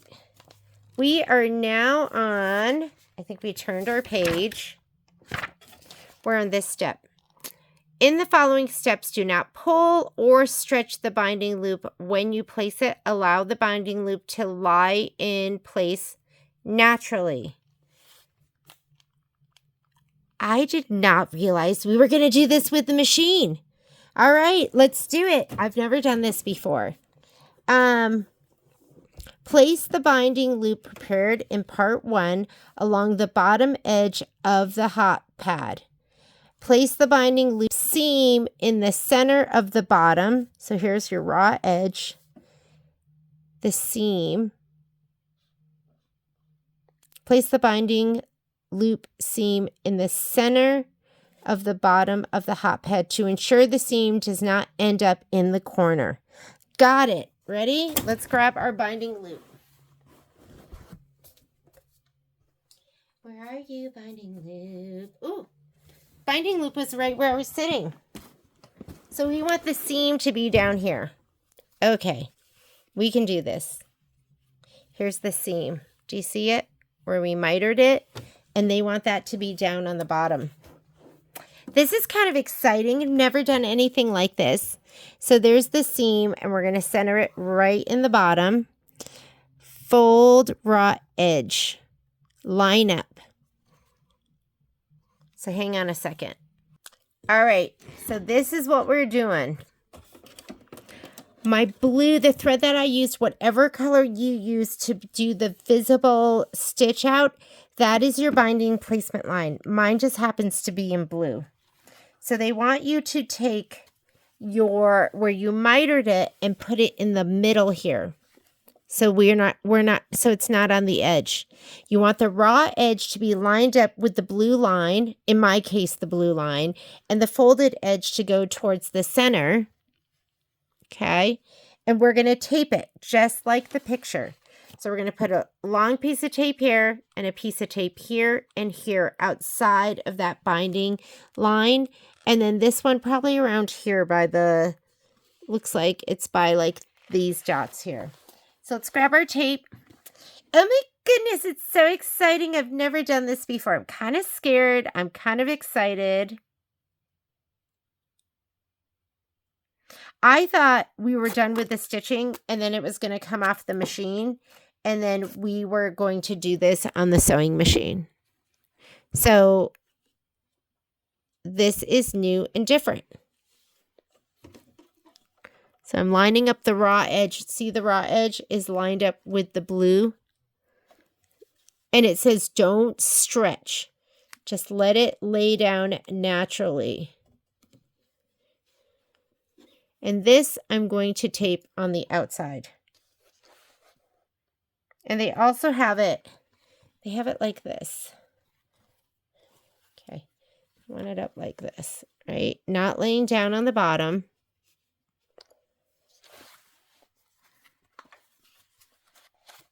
And then the piece of tape all the way out here. Isn't this exciting? I'll put this piece of tape out here. Okay, I think I got it. Just like the picture. Tape here, tape here, tape here. And now it says stitch the bottom left binding stitch. Whoops, I'm showing you right here. Stitch the bottom left binding stitch, remove the tape. So it's going to stitch just right there. Here we go.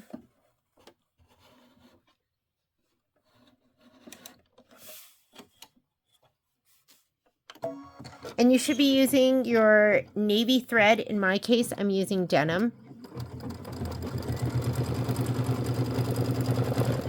Oh, sorry, that wasn't a very good view there. Okay, next step. Now it says remove the hoop from the machine, rotate. Why aren't we focusing? Remove the hoop from the machine, rotate the hoop until the binding stitch is at the top as shown. So here we go. I'm going to remove the hoop. Were we supposed to remove the tape? Yes, remove the tape. Okay, we're going to take it out like this. Remove our tape.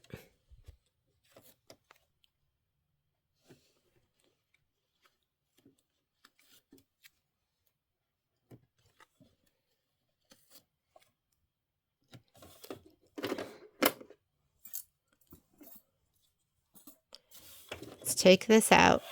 And it wants us to spin it around, right? Just like that. So that's in the upper right-hand corner. Looks just like this.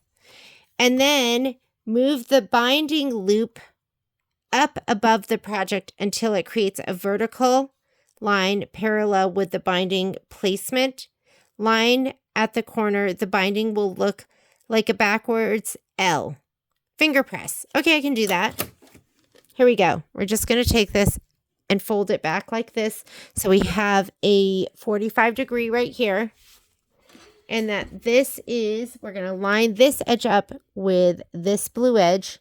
So it is an L. See that? So we're just pulling it straight up and back. And we're going to finger press this. And then we're going to move the binding loop down. Just like this. We're going to make a corner. And we're going to line up.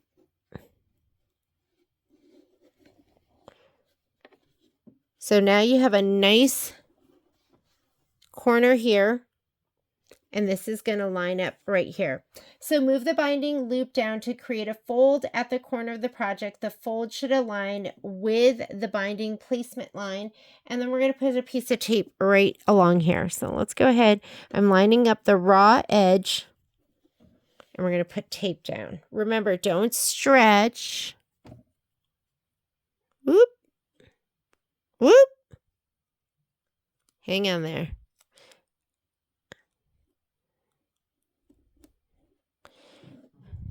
I'm thinking, am I really doing this? Okay, we'll do it.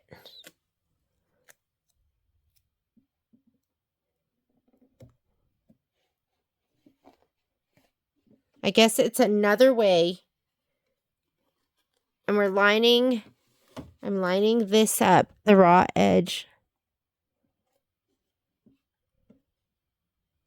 Okay.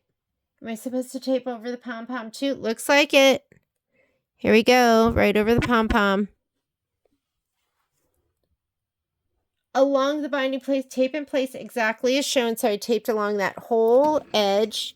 And now I'm going to rotate the hoop and return it to the machine. The excess binding loop should be towards the top right. Okay, and we're going to slide this on. There we go.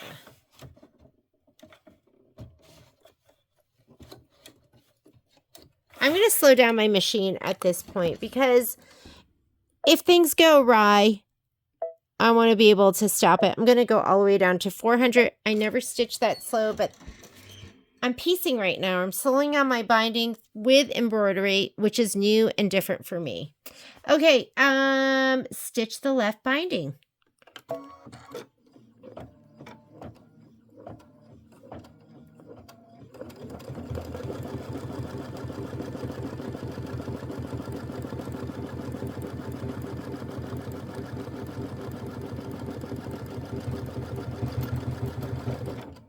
There we go. So we just did this step right here, step number 29, stitch the left binding. We just went all the way up. Mine looks pretty much like that. Let's go to the next step. We are going to do step number 55. Remove the hoop from the machine. Okay, let's go ahead and remove the hoop from the machine. I hope mine fits. I think we removed the tape too. So let's take off the tape.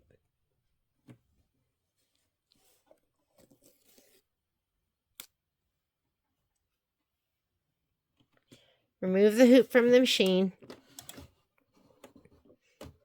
I think I get the picture, right? We're going to make it go like this. And now we're going to do the same thing. We're going to fold this back. So it makes like a little corner here, right? And it makes an L going up. And then we're going to fold this down. Straight down. And we're going to make a nice corner. And we're going to line this raw edge up all the way down. We're going to tape this. Is that what we're doing? I'm kind of guessing, but not really. Don't stretch. That's hard for me, right? I really want to stretch. And I really hope this fits perfectly.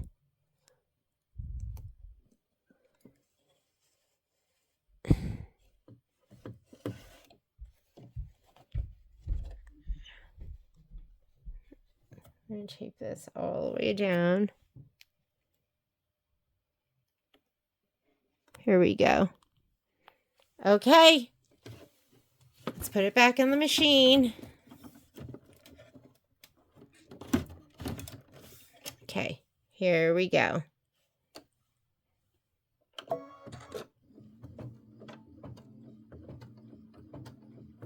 And so along the top.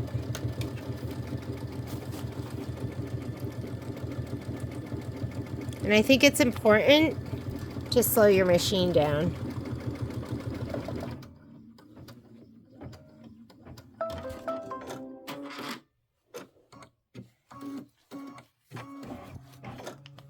All right, we are in step number 31. So we just did 30. Now we're going to leave it just the way it is. We're not taking, oh, it says remove the hoop from the machine. Do we have to remove the hoop from the machine? Let's see. I think we have to move it out of the way for sure. Okay. Remove the hoop from the machine. We're going to fold this up and back. And then down. I'm going to get some more fresh tape.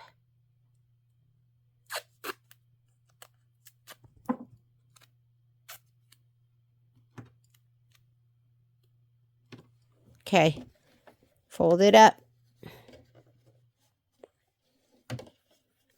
Make sure this is going to make an L, that you get a 90-degree angle right here, a corner, like a square corner.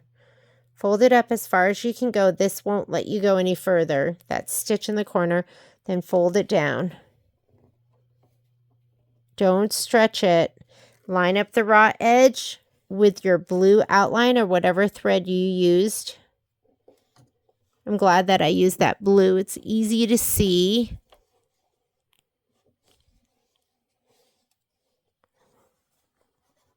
I want that to be lined up.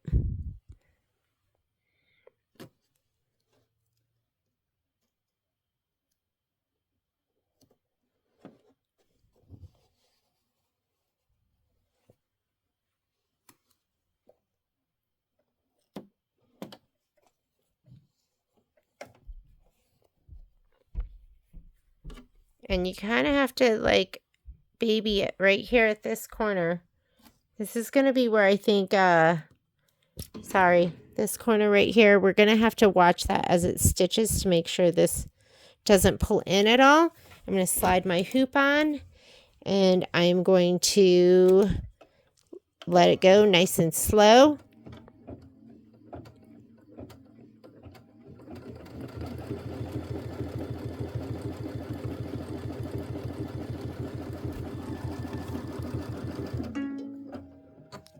Oh, we're so close.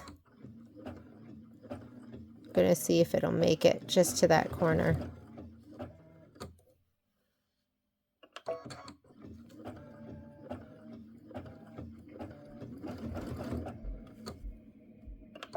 Just to the corner. You can do it.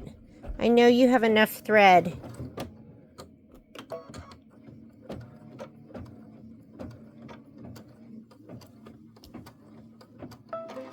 All right, I'm going to change out my bobbin. And we'll take this off.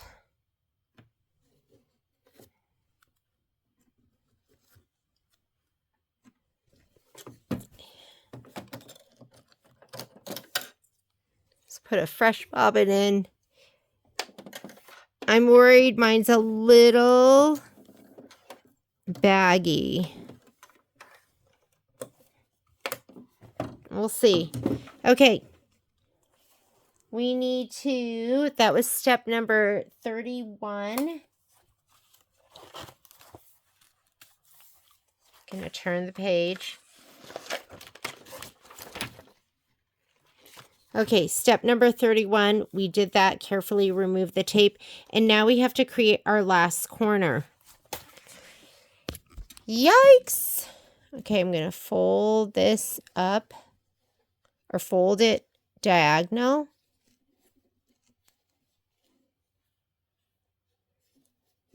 And then down. And I have a little bit too much fabric. Okay, I'm just going to do the best I can with this. And what this is teaching me, though, is I would do this with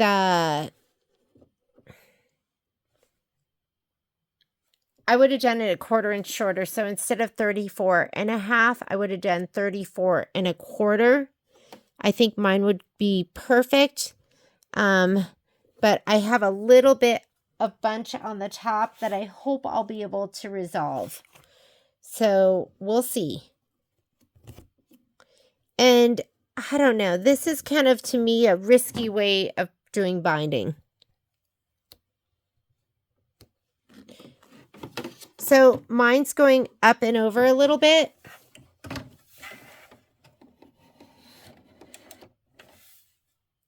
Here we go. Last stitch out.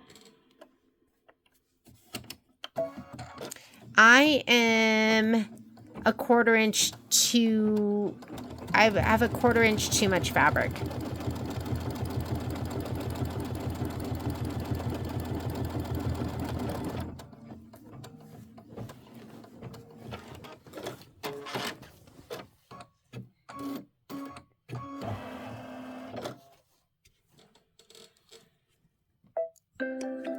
And that is the end of the stitch out. I just did this. Remove the project from the hoop. Carefully remove the tape from the back of the project. Carefully trim the excess stabilizer and all fabric edges close to the visible background. Tack down line from direction step 42. Be careful not to cut the stitches or the binding. So now we're going to go ahead and we're going to trim all the way around this. And I have to figure out what I'm going to do with this little guy here, because I've never done binding like this. So we're going to carefully trim the excess stabilizer and all fabric edges close to the visible background tack down line from step number 42. So let's go ahead and do that first. We're going to be really careful. Here we go. We're so close to being done. Uh-oh.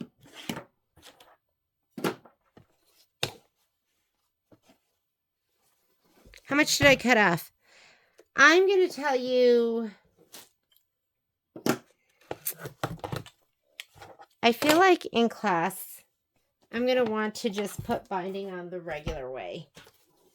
But we'll see. We'll see what everyone wants to do.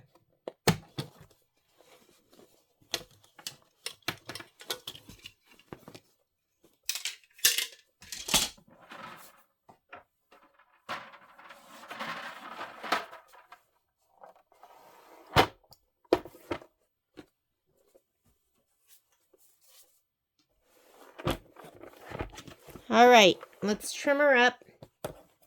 And I'm really going to trim, there's my loop, right along this edge. And that should be about 1/4 inch.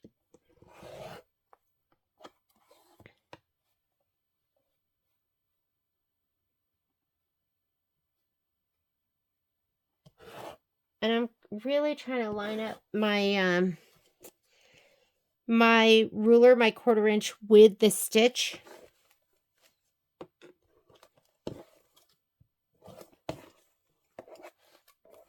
Okay, I'm going to bend that back because I don't want to cut that by accident.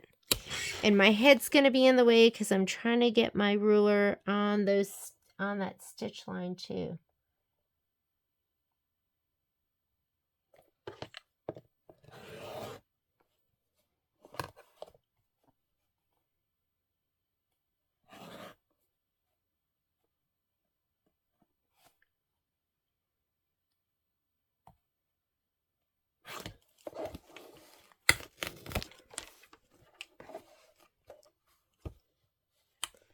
Sorry, head in the way.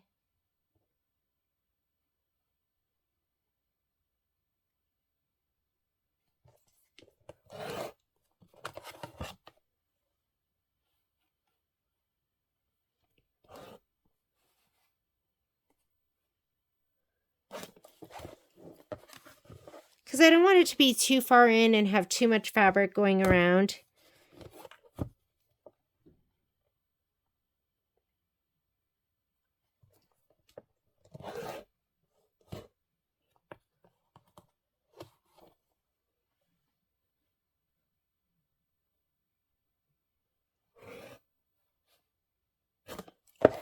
There we go. I mean, that is pretty perfect. It was kind of fun. However, I do have to negotiate which corner is it. It's going to be this one here. So I just have to figure out how to make that one. We'll make it gorgeous somehow, right? And I have quite a bit of binding that's going over the edge. So for me, maybe I would cut my binding 2 1/4. Let's look at the final instructions.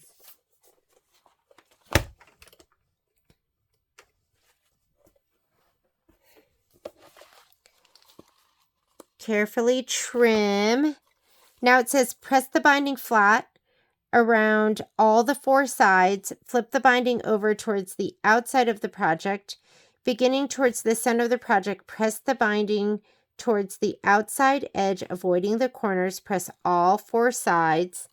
And then we're going to clip, and then it wants us to finish by hand. That is a dirty word in my house. No, I'm just kidding. Okay, want to know a secret? I have never finished a binding by hand, ever. So I don't even know how. Let me take this off.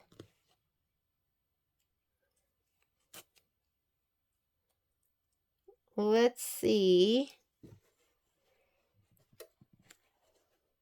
So before you iron, make sure you get the rest of that tape off. And I think I would have cut it a little bit longer, my bindings, the edges, so that it wouldn't have so much fabric coming over here. But so we're going to do some pressing. And then we're going to bring this around. And then we're going to finish that by hand, and it'll look so beautiful. I've never, like I said, I've never finished anything by hand. So I don't even know how to show you how to do that. So for now, I'm going to just leave it like this. And then when we do our class, I will have learned how to finish a binding by hand. And we'll do it that way. Or else I might just go ahead and to go through all of that and then have to bind by hand, I might just do the whole thing on the sewing machine. And maybe I'll fold this up like this. I think I'm going to do that. Just so it's not a ton of fabric to the back. And do this and this. And I will figure out a way to finish this. But for now, you know how we just did all of that.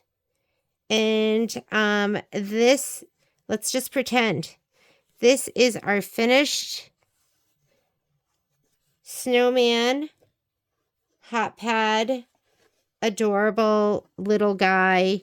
And I think binding on the sewing machine is what I will do with this next time. Thank you so much for joining me. I will figure out how we're going to finish this when we get together and do our real life class. Have a great day. Bye.